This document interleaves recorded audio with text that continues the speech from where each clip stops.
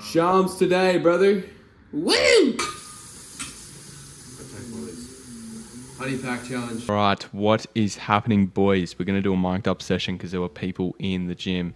So it got a bit noisy and there was a bit of background noise, which I'm sure you guys didn't want to fucking hear. But here we're starting off with our first push down movement. Now, I like to go really, really hard on the, pinch your elbows, keep them tucked towards your body. And then once I've burnt out super heavy, we're going really, really heavy here. I think I was doing around 70 kilos, something like that, but going really, really heavy. And then we're just pushing our elbows out to the side, so flaring them out, trying to isolate the shorter head of the tricep. Now, a big thing with this, boys, is to make sure that you are challenging yourself. See, way too often guys go into the gym and they're kind of half-assing it, or they don't really have belief in themselves that they can lift the weight that they can actually lift. It's like, obviously keep form in mind, but we also want to be making sure that every weight is pushing our fucking limits.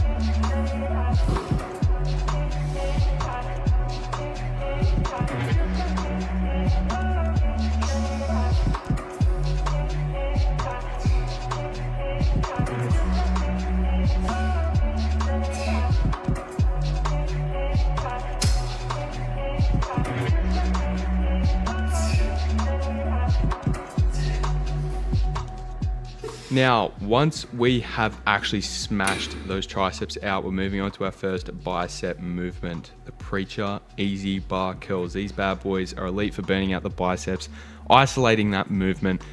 If you're ensuring that you're going slow on the eccentric, I see far too often guys rush through this movement. Biomechanics, we want to slow down that eccentric and really focus on the contraction at the top, getting that peak through. You can kind of see here with my reps, I'm literally going all the way up to my forehead, pretty much touching my forehead, going past the point of where most people stop. Most people stop just before it actually peaks, and when they should feel the contraction, that is not where we want to stop, boys. We want to go slow on the way down, and when we come back up to the top, we're going past the point where we think we're going to peak. Go past it to get that extra squeeze out of the top of the movement.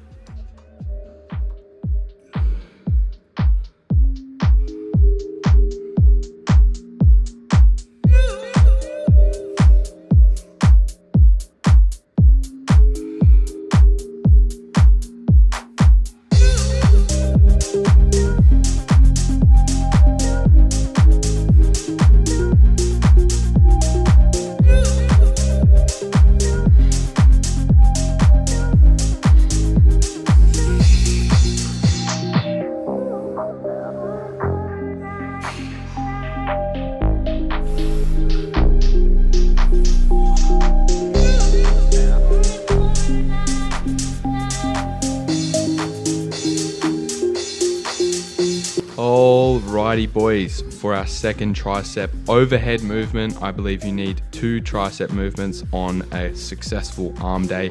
One being a push down, which we've already done, and then an overhead movement as well. This movement, flat bench skull crushers. These bad boys are elite for building the longer heads of the tricep, right? I want you guys to also notice how my elbows stay neutral throughout this entire movement. We're slowly lowering the bar towards our forehead, making sure we get the full contraction at the top, but making sure as well that we load the bar and challenge ourselves with the weight. Now, I remember one of the boys in the last YouTube video was saying that I was using AirPods, frying my shit with the EMFs of Bluetooth headphones. Look, I got the cords, boys. They didn't have them in stock where I live, so I had to wait on them, but we got them. We're no longer cancer maxing, we're chilling. But you can see here with the end of the tricep movement, boys, as well, once you start burning out, which I am here, lower the weight above your head and make sure that we're burning out that longer head of the tricep as well. Elite for making sure we get everything out of the tank.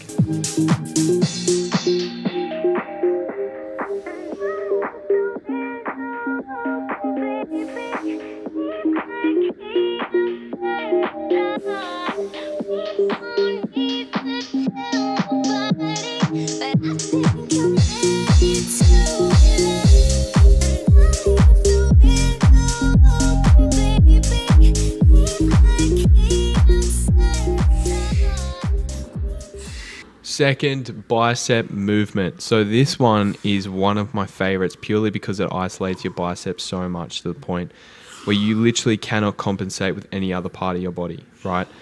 Pinning those arms behind you and having them leaning against the bench just has that extra eccentric. You know, you can extend your arm to its full range of motion and really make sure the contraction is a good focused one, because that's the most important part, right? Mind-muscle connection over everything.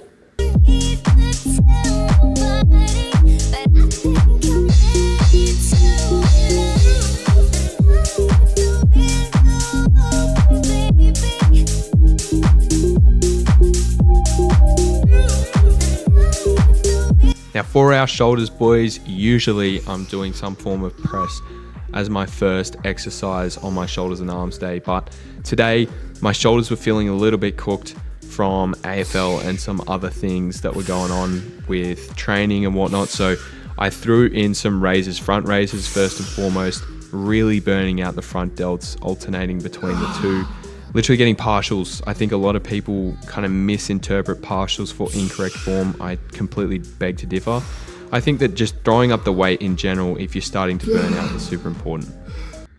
Alright boys, gym's finally empty. What I wanted to say was a lot of people get into the gym and they just don't push themselves hard enough. Like, one thing to show up to the gym, yes, but it's another thing to like actually make the most of it. You know, if you're there, it's like you may as well literally push every limit that you have, because it's the only way like I've found growth myself was, you know, when I first got into the gym, it was just like, oh, just show up, try and push yourself a little bit to failure. But now it's like I pride myself on just pushing yourself to absolute failure and always trying to lift weights that you literally think you can't lift. I tell the clients and the boys that we coach all the time, when I say, or set them like say 8 to 10 reps, or even 6 to 8 reps, I'm like, you should be getting to that last rep and literally almost nearly be at failure pretty much. You know, it shouldn't be like a 6 to 8 comfortable 8 reps, I've got more in the gas tank. There's no point, you know. Muscle fibers have to tear if you do allow them to grow. So, but anyways, we're nearly done. We're so close. Fuck off, mate. Nah, I'm joking, boys. In essence, what I'm saying is something that I live by. It's what I push all the boys to do, and I think a lot of people lack that accountability. A lot of people misinterpret how to actually go in the gym and don't attack it with a mentality that they're there to literally push every limit that they have, right? I'm a big believer in literally going to the point where you need partials, or you need to literally just try and hurl up the weight as best you can. Obviously with the correct form. I'm not saying disregard form, but I'm saying that bigger muscles are inevitably going to move heavier weight. So by that maths, you need to be putting on more weight. You need to make sure that you're pushing yourself to failure every fucking time.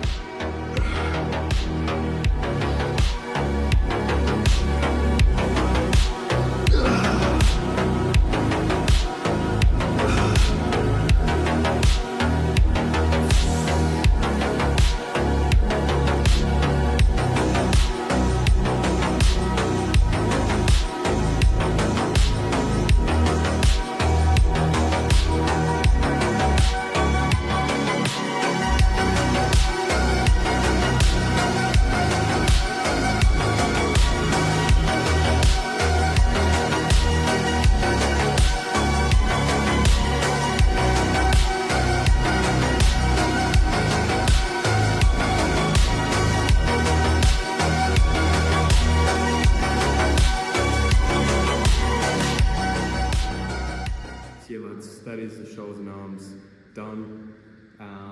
Like I said, if you get into the gym and you're not just pushing yourself to failure every single time, there's no point in you going, right? I think if you're obviously training for a certain reason, if you're wanting to build muscle, that is quite literally the whole point of going to the gym, is like pushing those muscles till failure so that they tear more and then they can recover and get bigger. Simple.